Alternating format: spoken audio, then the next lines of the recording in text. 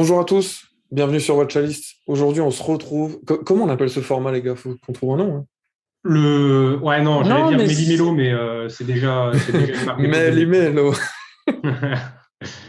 la moulinette. Le pot pourri. Il n'y a pas un truc qui peut. Le tourbillon. le pot Ouais. pourri, c'est pas mal, hein, moi, je trouve, hein. Y a pas un petit rapport avec l'horlogerie? Non, le pot pourri. Allez, Ben, mec, un rapport avec la l'horlogerie. machine infernale. Le Watcha pot pourri. Ouais, non, le pot pourri. Non, non, Le le pot pot pourri, pourri. c'est Allez, pas mal. allez, c'est parti. C'est bien sexy comme nom, le pot pourri, ça donne envie. Et bah, du coup, on se retrouve pour le pot pourri, épisode 2. Allez, c'est parti. C'est parti.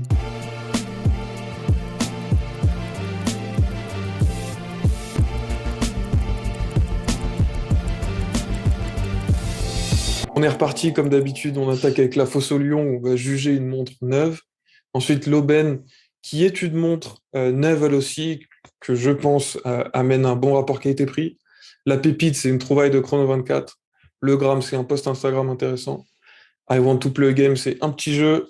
Ensuite, l'arène, ce sera le battle entre plusieurs montres. Et la question du jour, la question d'un abonné. Allez, c'est parti. Alors, dans la fosse au lion, aujourd'hui, je vous propose une nouvelle montre d'une micro-marque qui s'appelle Raven.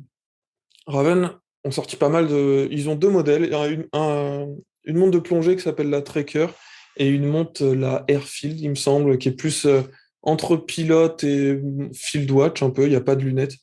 En tout cas, des montres de sport, une micro-marque, je crois, américaine, à confirmer.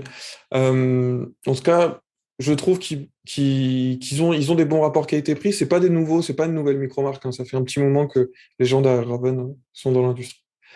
Et donc, ils ont cette tracker, et je trouvais intéressant qu'ils ont sorti ce modèle tracker vintage avec un PVD ou un DLC, enfin, en tout cas, un coating doré. Je trouvais que ça se faisait plus trop au final dans les montres neuves. Pour Il y a 700 peut-être une euros, raison, hein, mais justement, on va voir, mais pour 700 euros, une plongeuse 39 mm, alors ils ont des modèles pas dorés, mais c'est le modèle doré qui m'intéresse aujourd'hui, étanche à 300 mètres, un serre en céramique, avec un Miyota à l'intérieur.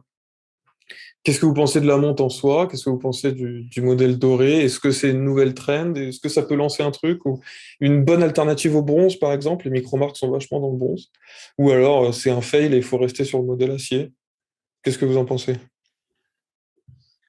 Je pense qu'il vaut mieux rester sur le modèle acier. Enfin, moi, je préfère en tout cas, hein, toutes ces montres imitation full gold. En plus, enfin, c'est terne. Je trouve que c'est rarement bien réussi, forcément, hein, à moins de 1000 euros. Autant rester sur de l'acier, hein.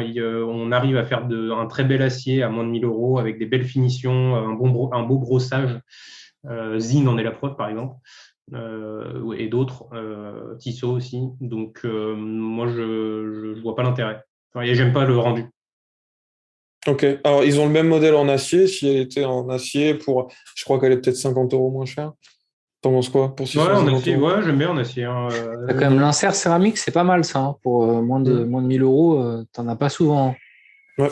En Insert acier, elle est cool, céramique, hein. c'est chouette. Les Le finitions 300 sont mètres aussi, sympas. c'est pas mal. Enfin, Ouais. Ouais, là, il y a des bonnes specs, hein. Il y a vraiment des bonnes specs. Et elle est un peu épaisse quand même. Pour 39 mm 13, ça commence à être pas mal, Il mais y a un non, non, ça saphir va. bombé, hein. Ouais, ouais, donc ça va.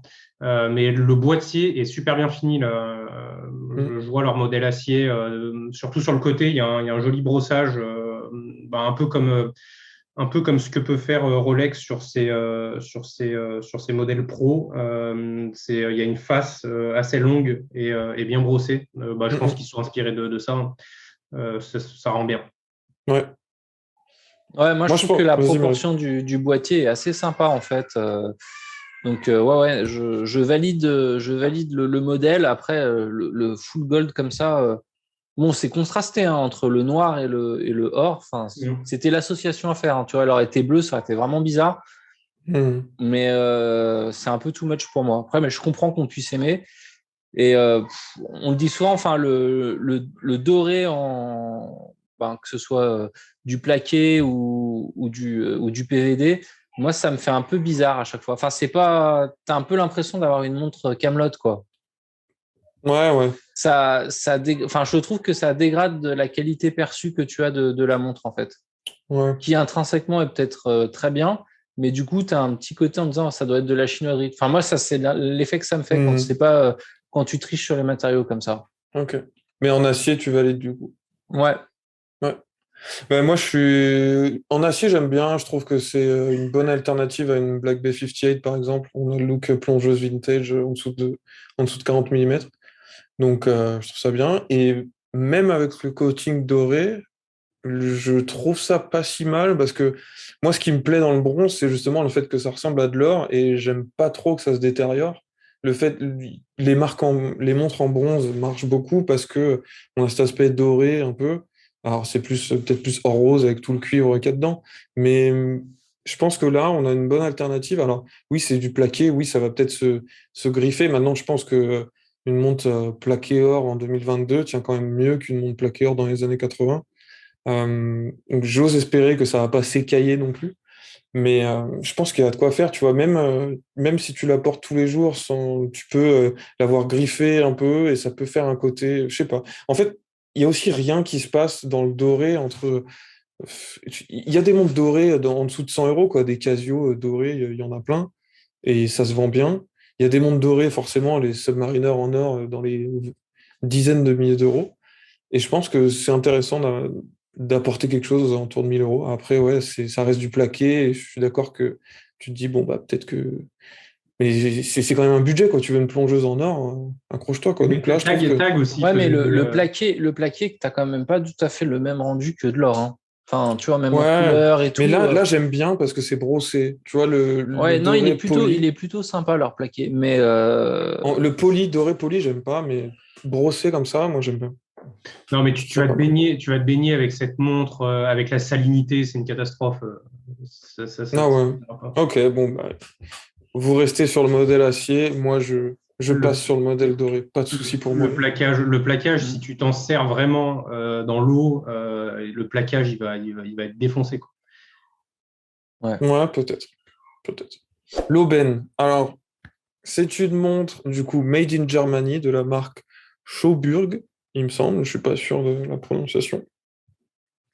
Combien vous pensez que cette montre coûte? Très, très belle, hein. T'as les finitions à l'arrière. Gravure. Est-ce qu'on a le droit à certaines informations, Vince? T'as un gravure sur le Sur le coffre, col, ouais. Ouais. Trois euh, quarts plate. ouais, trois quarts plate. Alors, il n'y a pas Il de, manque il le y a pas, colis maçonnage sur le. Ouais, il y a du soleillage. ouais, Ouais. il y a pas d'anglage, par contre. Non. Et les vis sont bleuies thermiquement Ouais, ou peintes? Ouais. thermiquement, ouais, il me semble, de mémoire. Il y a même un numéro. Elles sont. Oui, elles C'est sont marrant qu'ils aient pas mis numérotées. d'anglage. C'est dommage. Et c'est un mouvement manufacture ou pas? Ou c'est Non, un. bah, enfin, c'est un mouvement, c'est un ETA customisé. Ok. Unitas, oui, ETA. Et il y a les aiguilles à la Kikuchi Kanagawa, Florent. Un petit peu. Un peu, ouais, c'est Donc vrai. c'est un peu, ouais, en chronomètre, un peu style chronomètre de marine avec la couronne oignon. Ouais, mais elle est Ouais, top. elle est belle, hein. J'aime bien. Donc, je dirais Bon, 6 000. Ça va être autour de 6 000 ouais, euros.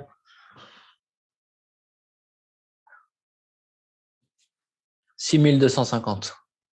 Florent? 4 450.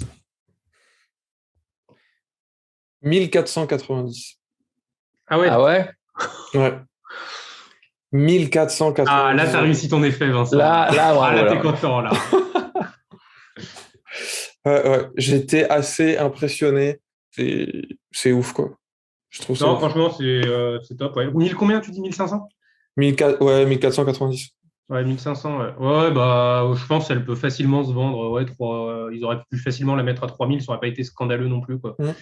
3-4 000, ouais. Voire 5. Mais ouais, avec un peu d'anglage, Hmm. je pense que c'est pas du tout pareil. Là, c'est vrai que les anglages sont bruts, quoi. Mais ouais, belle montre, ouais. Tu peux zoomer un peu là sur le cadran? Il est sympa. Moi, j'adore la Mais ouais, il petite est seconde brossé. comme ça. Et Ouais. Non, le cadran, la petite seconde est très chouette. Il est un peu grainé le cadran ou pas? Ouais. Ouais, Ouais, ouais. c'est pas mal. Hein. Non, pour ce prix, les finitions sont dingues. Enfin, 1500 balles, j'ai jamais vu ça, quoi. Donc, ça fait partie de ces petites marques. Ça se fait pas mal en Allemagne. Ces petits horlogers, alors, au final, ils ont pas mal de modèles, hein, mais ces horlogers qui customisent des mouvements existants, qui sortent des montres comme ça. Alors, ils ont des modèles qui se basent pas du tout sur des mouvements suisses. Ils ont des phases de lune pas très chères aussi. Enfin, ils, ils sont pas mal, ils ont pas mal de modèles intéressants. Je trouve que c'est des bons rapports qualité-prix. Donc, ça fait partie de ces petits horlogers indépendants pour vraiment pas cher. Et là, c'est vraiment dans ceux qui customisent des ETA, même, tu vois, les tourbis, c'est les mêmes mouvements. Et c'est plus 2005, 3000, quoi. Donc là, c'est à moitié prix qu'une tourbie, par exemple. J'étais assez impressionné. Ouais, très chouette. Ouais. Donc voilà, je vous conseille d'aller voir cette petite marque. La pépite de Chrono 24, on en parlait, Meryl l'évoquait dans l'épisode de la dernière fois. Une Rolex Cellini en or blanc, 38 mm. Combien vous pensez que c'est? Moi, j'adore. Hein. Franchement, déjà, je trouve qu'elle est... les boîtiers coussins comme ça, je suis super fan. Ouais. Elle aurait les anses soudées, tu vois, ça lui aurait mis un petit look encore un peu plus ancien. J'aurais presque préféré, tu vois. À la Vacheron Constantin. Ouais. Ah, elle est très, très, très belle. Belle pépite, Vince. Et du coup, votre estimation de En or blanc? Ouais. Putain, en or blanc, elle est quand même en super bon état et tout. Et le cadran, est-ce que c'est un cadran qui est en... Les index, ils sont en or ou non? Ouais, les index, les chiffres et le logo appliqué en or blanc aussi. 13 000. Ah, 13 000, c'est rushant quand même. Moi, j'aurais dit juste en dessous de 10 000, tu vois, 9 800. Eh bien, messieurs, 6 274 Ah ouais, euros. putain, ça vaut le coup. Hein. C'est hallucinant. C'est moins cher, enfin, c'est moins cher qu'une Oyster Perpetual d'occasion, quoi. Putain, c'est fou, elle est en full gold. Ouais. Ouais. Full mais gold. après, il y a du clic là. Elle va plus être dispo. Là. C'est vrai. C'est vrai que ça peut aller vite. Elle est où? Elle est dans quel pays? Aux États-Unis? Oui, aux États-Unis. Donc au final, si tu l'achètes, tu la payes un peu plus de 7 000, quoi. Ouais. Et fais voir l'arrière. C'est fermé par contre. Hein. Mais du coup, c'est tout en or blanc. Tu vois. C'est tout en or blanc. Full gold avec l'histoire aussi. Bon, la Cellini, c'est un peu la mal-aimée dans la collection Rolex, mais ça reste quand même une collection mythique de chez Rolex. Et tu as une montre full gold mythique, bien designée à 6 200 balles. Franchement, c'est fou. Ouais, je trouve ça assez dingue. Et elle n'est pas minuscule, 38 mm. Non, parfait en plus. Le boîtier qui est pas rond, donc elle fait encore plus large que 38. Je pense que vraiment, c'est un modèle un peu trop perdu. Et donc voilà, ces modèles 42-43, vous pouvez chercher, il y a aussi d'autres versions. Version en or jaune qui existe aussi, mais celle-ci, cette annonce-là, Voilà, elle date de quand celle-ci? C'est des années quoi? 60... Bonne question. 70, 80, non? C'est quoi? Non, plus tard. Oh, la cote, comment la cote, elle bouge pas. Hein. Ouais. Si je prends une autre un peu du même mais genre. En fait, elle a toujours 2013. En fait. Tu vois, une similaire 2013. Donc celle-ci, elle doit être des mêmes années. Pour le prix, tu vois que la cote, elle commence en 2012. Donc c'est la date de sortie du modèle, je pense. Elle a jamais tant coté que ça, ouais, en fait. Ouais. Attends, c'est quoi le prix magasin? C'était quoi le prix magasin de ce truc? Je sais pas. Ouais, elle n'y est plus en tout cas. Hein, oui, elle n'y est plus, mais en magasin, elle n'était pas à 6K. Ah bah non. Non, les Cellini, elles sont beaucoup Mais je pense plus que c'est un modèle qui est tellement... Une collection Cellini, je pense que tu enlèves Cellini sur le cadran, elle vaut plus cher. Enfin, le marché l'aperçoit comme plus cher, c'est dingue. Mais je pense que c'est tellement une collection... Ouais, je pense. C'est tellement une collection Cellini qui est délaissée. Je pense vraiment que tu enlèves Cellini et le marché va se dire, mais attends, ça vaut 10 000 balles, ça c'est en or. Ouais, complètement. Ouais. Et t'as d'autres photos, non, sur le côté, tu vois? Ouais. La La couronne, elle est toujours d'origine ou pas? On n'a pas l'impression. Non. Si, il y a le logo Rolex. Il y a le logo, ouais. Ouais, Mais ouais. quand bon, après, tu peux trouver des couronnes avec le logo Rolex, mais donc elle n'est pas forcément d'origine. Mais quand tu vois les dernières Oyster perpétuelles qui sont entre 8 et 15K, voire plus pour la Mm. Tiffany, la dite Tiffany, c'est vrai que c'est assez fou. Ouais. Le marché n'a pas grand sens. Voilà. Donc, la pépite du jour, c'est celle-ci. Très belle pépite, Vincent. Allez, on On passe à la valide. suite. Très bien, merci. Ensuite, petit jeu. 3 montres, 3 Patek Philippe, 3 personnalités, DiCaprio, McGregor et Ed Sheeran. Vous allez me dire quelle personnalité a quelle montre. Bah, DiCaprio, il a la Tiffany bleue, là. Il a été vu à un match de basket, je crois, avec. Ouais. Meryl, t'as une idée? Ouais, ben l'Aquanaut, c'est Ed Sheeran. Ah, bien joué. Et Et du coup, la Conor squelette. McGregor, le squelette, ouais. Ouais. Alors, je pense que enfin, Ed Sheeran et McGregor, c'est pas du tout leur seul Patek Philippe. Leonardo DiCaprio, il n'était pas trop présent dans le Watch Game. C'est pas quelqu'un qu'on parlait qui avait une collection de dingue. Hmm. Là, il s'affiche avec la Tiffany. Je pense qu'il rentre en force dans le monde des Patek. Ouais, il doit plus être ambassadeur TAC, du coup, parce que sinon, Ah bah oui, tout à fait. Tout à sinon fait. ça serait assez malvenu de sa part. Ouais, ouais, ouais. Il a été remplacé par Philippe Etchebest. Il préfère. Mais tu sais, préfère- il y a eu la photo là avec comment il s'appelle Bernard Arnault là qui était avec Oui, oui, la oui. Tiffany Ouais, QP. avec son Ouais. fils. Ouais. Et moi, je trouve que c'est quand même un énorme doigt d'honneur à tous ceux qui se sont fait, enfin, qui s'arrachent la Tiffany bleue, tu vois. Le mec arrive dans le game avec une Tiffany Ah unique. oui, Mais c'est sûr. t'imagines, mais en gros, je vous prends pour des cons, non, tu trouves pas? Ouais, c'est un autre débat, mais on n'a pas le temps. Mais Ok, oui, on n'a oui. pas le temps, mais quand même, Ouais, les gars font une je vois ce que collab tu veux dire. et 3 jours après qu'ils se soient arrachés une montre hors de prix aux enchères, toi, ceux qui ont dû l'avoir, ils ont dû dire ah ouais, je suis trop content, j'ai une montre qui potentiellement vaut 6 millions. Et l'autre, mais tu vois, c'est pas comme s'ils faisaient ça un an Oui, mais après ou un an après, et demi après. C'est genre dans la foulée de la Oui, mais fame après, du truc. Mais c'est un modèle unique. C'est pas pareil. oui. oui, non, mais d'accord, mais c'est un énorme foutage C'est de pas gueule comme à si tous ceux qui Patek. en ont acheté une, moi, je trouve. Oui. Mais c'est pas comme Patek si ils avaient sorti un calendrier perpétuel et qu'ils en avaient sorti 300, tu vois. Ça aurait été vraiment genre. Ouais, voilà, là, c'est Écoutez, vraiment un les gars, modèle vous unique. vous êtes arrachés et en fait, j'en ressors une, tu vois. Ce Mais, modèle, il sera jamais sur le marché, en oui. fait. Ouais, ouais. McGregor avec la squelette, vous en pensez quoi? Ce mec, j'adore, Et moi. ben, c'est à l'image de ses goûts pourris. Mec, ce gars, il vient de nulle part. T'as C'est vraiment fou ce pas qu'il le a fait, temps, hein. toi. Non, mais, T'as- non, mais vous avez vu sa collection de montres, il n'y a que des infamies dedans. Mais elle est très bien, cette squelette. Euh, Elle est horrible. Moi, je pense qu'il aurait pu faire du BMX avec la Jacob Co, tu vois, avec les planètes et tout. Ça doit Oui, bien oui. passer, ça en BMX. Et en vrai, cette Patek squelette, il la porte souvent. Moi, je le suis sur Instagram.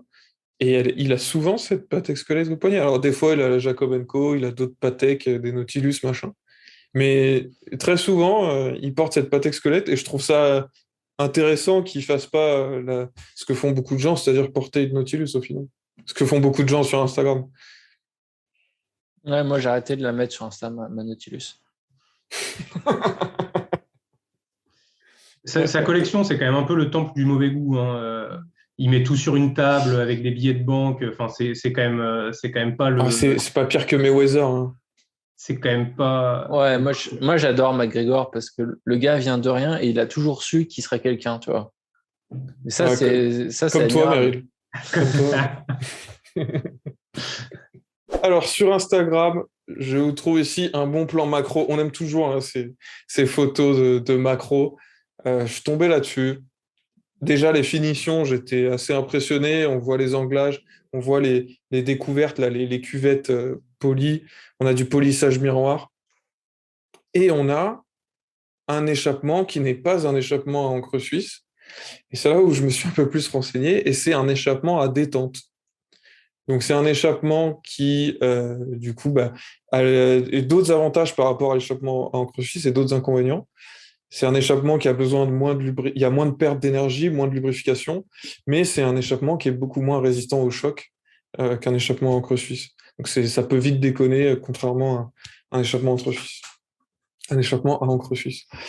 Et je connaissais pas du tout ce Raoul Page ou Pages, je suis pas sûr, Raoul Pages, je suis pas sûr de son nom, comment on le prononce, mais je connaissais pas cet horloger, je me suis un peu renseigné, il a sorti une montre, ça fait partie d'une montre régulateur, et que je trouve pas mal. Alors, et je trouve ça toujours intéressant quand il y a des horlogers qui se disent, bah, moi je choisis pas la facilité, et moi je vais sortir un échappement différent, et je vais faire mon échappement, euh, et je sors de ce qu'on attend de moi, c'est-à-dire un échappement classique, quoi.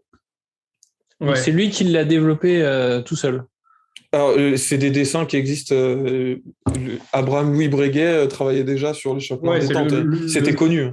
Le principe de l'échappement à détente est connu comme le principe de l'échappement naturel utilisé par Bernard Lederer, mais ils le font, ils le développent, et ils développent un calibre au final, basé sur ce principe-là. Mais bon, c'est quand même développer un calibre, quoi. Ils ont quand même développé le mouvement. Et ouais, moi je suis d'accord avec toi, je respecte à fond ceux qui font ça, ceux qui recherchent la difficulté, surtout sur ces types d'échappements qui sont beaucoup plus difficiles à maîtriser parce que moins connu et moins éprouvé que l'échappement suisse.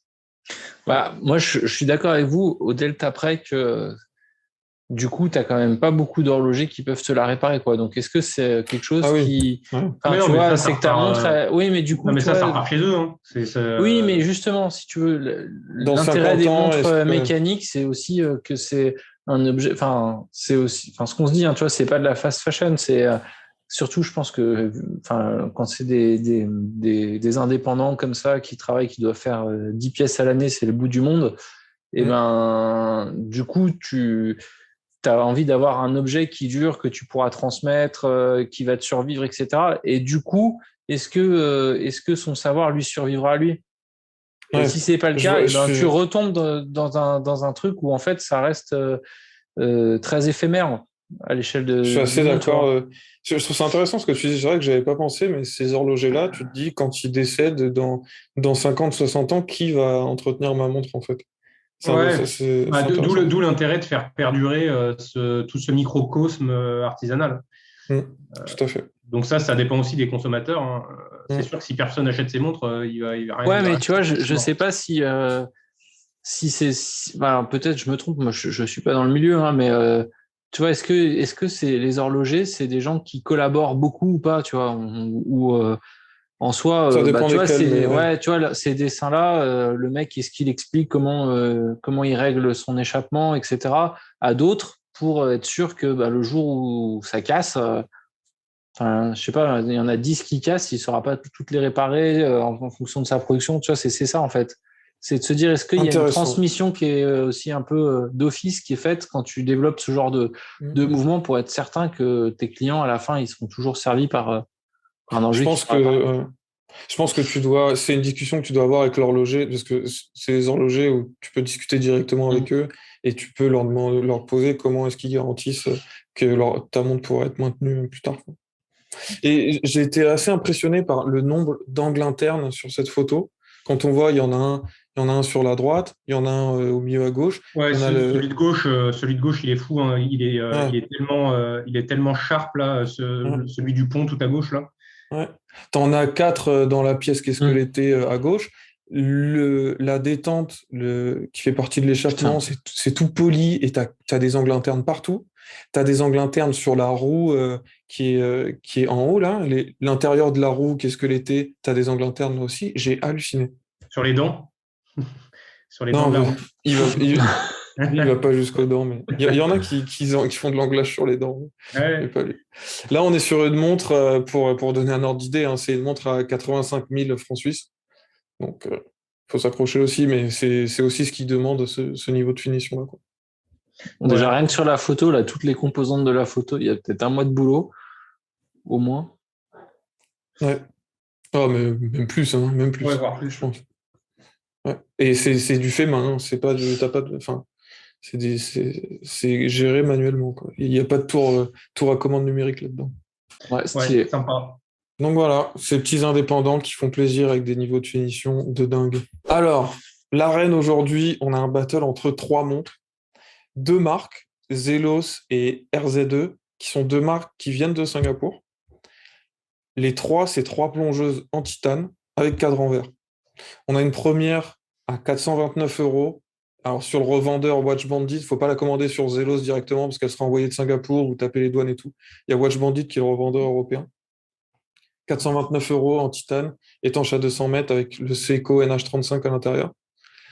Ensuite, RZ2 qui propose ce modèle-là à 500 euros en titane durci. Donc là, on est à 1200 Vickers, donc inrayable. Pareil, 200 mètres avec le NH35 dedans. Et sinon, toujours Zelos qui a un autre modèle à 550 euros en titane durci lui aussi. Et cette fois-ci, étanche à 300 mètres avec un Miyota. Donc si vous cherchez une plongeuse verte en titane entre 400 et 600 euros, laquelle vous prenez? Moi, je prends celle de tout à gauche. Ouais, avec pareil. le look vraiment, La Zelos à gauche, ouais, je suis d'accord. vraiment hyper sportive, un peu débridée, tu vois, ça fait penser presque au... Bon, ça me fait penser, tu vois, un peu au Royal Oak Concept, tu vois, avec des angles très sharp. C'est la Swordfish, pour info, le modèle. La Swordfish, ouais. Ouais, Ouais, bah, tu vois, c'est un peu une montre full testostérone, tu vois. Moi, j'aime bien. Et le cadran est pas mal, hein. Il a l'air bien répondre à la lumière. Ouais. Joli. Il y a une texture aussi sur cadran. celle à 550 pour info. Ouais. Ça se voit pas trop. Par rapport à celle du milieu qui du coup est un peu plus cadran un peu plus classique, on va dire. Ouais. Il y a une texture mais très fine sur celle de la RZ2. C'est pas tout lisse vraiment, mais je suis d'accord avec toi. Ouais. Donc celle de gauche, ouais, je suis d'accord avec Meryl, c'est très rare, donc on va profiter de ce moment Meryl où on est d'accord. Eh ben allez, on va le graver. Moi, je suis d'accord avec vous. Je pense que je préfère le look de la RZ2. C'est le modèle Endeavor, qui existe aussi sans date d'ailleurs. Et j'aime bien le look, mais 42,5 mm. Au final, la hauteur, ça reste 46 mm sur les deux, mais le diamètre est quand même important. J'aime bien la lunette aussi. J'hésite vraiment entre les deux, celle du milieu, celle de gauche, la Swordfish ou la RZ2. Ouais, l'autre, t'as même les lunettes vertes, c'est quand même sympa. Hein. Ouais, mais rare, non, ça aussi. J'aime beaucoup les lunettes métal grises acier, tu vois. Je pense que je pars sur la RZ2. En fait, celle du milieu, j'aime beaucoup. Titane durci pour 500 euros. Ce qui est dingue, c'est que tu as quand même des montres en titane à moins de 500 euros, quoi. Ouais. C'est la grosse proposition rare, de valeur de Zelos. Pour ça, ils sont très forts. Quoi. Ils font des montres en bronze, des montres en titane pour vraiment pas cher. Du coup, ils ont des Swordfish en titane.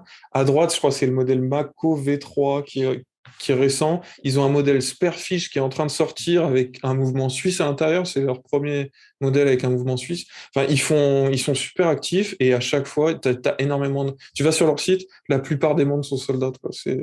Ouais. Donc, non, mais la proposition est sympa, quoi. Ouais, je pense que j'aurais pu les mettre dans la catégorie aubaine aussi. Ouais, moi, je valide. Ouais. Ok, donc 2 Zelos Swordfish et une RZ2 pour Watchlist. On part là-dessus. Allez, on passe à la question du jour. Et ben, justement, on parlait des micro-marques. Quelle est la micro-marque qui nous a le plus agréablement surpris? Meryl, toi, tu as peut-être des expériences un peu avec ta Unimatic, ta Baltic. Ouais, moi j'aurais dit plutôt la Baltic, on en a pas mal parlé, donc je vais partir sur la Unimatic. Et j'en reste content. Donc c'est une micro-marque italienne. Donc ils n'ont pas beaucoup de modèles différents, enfin il doit y avoir 4 modèles différents. C'est montre de plongée étanche 300 mètres. Et ce qui est assez sympa, c'est que le design est assez novateur. Tu vois, souvent, tu as des micro-marques qui reprennent un peu le design de la plongeuse Rolex. Et là, c'est pas du tout le cas. Enfin, c'est complètement différent. Dedans, donc c'est en prix, c'est un peu cher je trouve pour ce que c'est. Tu es autour de 600 ou 700 euros. Mais j'ai cru que tu allais dire 6 ou 7 000. Non. Par contre, j'en suis super content. La lunette est hyper agréable. C'est une lunette 120 clics. Et dernière chose sur Unimatic, ce qui est chouette, c'est en fait c'est des lots de 500 montres à chaque fois, entre 250 et 500. Et une fois que c'est terminé, ils en sortent. C'est que des éditions limitées. Ouais. Okay. Donc c'est ça, c'est sympa. Okay. Ouais, c'est pas mal. Moi, j'ai pas eu une expérience de dingue avec les micro-marques. Euh, J'avais commandé il y a un moment une Vratislava Concept, mais au final, c'était un peu trop un hommage à la Speedmaster et j'ai eu la Speedmaster pas longtemps après, donc je l'ai revendue. Euh, Moi, j'étais sincèrement impressionné par Baltic quand j'ai vu ton Bicompax, Meryl. Ça m'a vraiment Après, est-ce agréablement que surpris. Baltic est encore une micro-marque? Il y a Ouais. 2 ans, c'était le cas, mais aujourd'hui, je suis pas sûr. Ouais, oui, pour moi, à partir du moment où tu as été lancé sur Kickstarter et que Mm. tu fais toujours pas partie d'un groupe, tu as beau avoir 15 ans d'expérience et 30 modèles, enfin, à quel Ouais, moment ouais. je sais pas. Et ben, Ouais, je sais bref. pas, justement. Et Ouais, tout simplement. après, il y a plusieurs micro-marques sur le papier, qui me plaisent beaucoup. Zelos, Christopher Ward, euh, euh, et Wallbrook, j'en parlais dans une autre vidéo. Enfin, c'est une micro-marque française que j'aime beaucoup. Je vais peut-être franchir le cap. Donc, mais c'est des montres que j'ai pas eu dans les mains encore. Donc, je peux pas trop en parler. Mais Mais c'est un peu le de problème celles quand que même j'ai eues dans les mains, des oui, bah micro-marques, c'est oui. que tu peux jamais avoir les montres dans les mains, quoi. De celles que j'ai eues dans les mains, Ouais, c'est rare. c'est pour moi, c'est Baltic pour l'instant. Florent?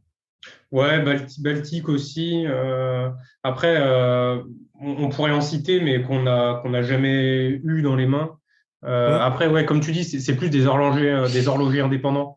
Tu vois, des marques comme Gronfeld, comme Ah oui, Langenrein. non, mais Le c'est pas mec, des il compare la micro-marques, ça. Baltique à la Grunfeld. Bah oui, mais c'est Il y pas. a juste Oui. 3-0 d'écart, mais bon, à Ah, part tu veux ça. dire, c'est ça, on a plus eu des horlogers indépendants dans les mains que des micro-marques? Bah, pour Bah, moi, c'est le cas, en tout cas. au final, autant, parce que ce que tu vois, enfin, tu vois, les horlogers indépendants comme ça, tu peux parfois en toucher à des congrès ou autres. Hmm. Donc, au final, je pense que tu en touches autant. Ouais. Mais sinon, ouais, je dirais Baltique. Si on enlève le très haut de gamme horloger indépendant, je dirais Baltique, ouais. Et alors, ouais. Ouais, toi, t'es pas trop micro-marque, Flo. C'est pas trop ton. Non, pas trop, non. C'est pas trop ce qui me fait C'est le pas ce qui plus, t'attire.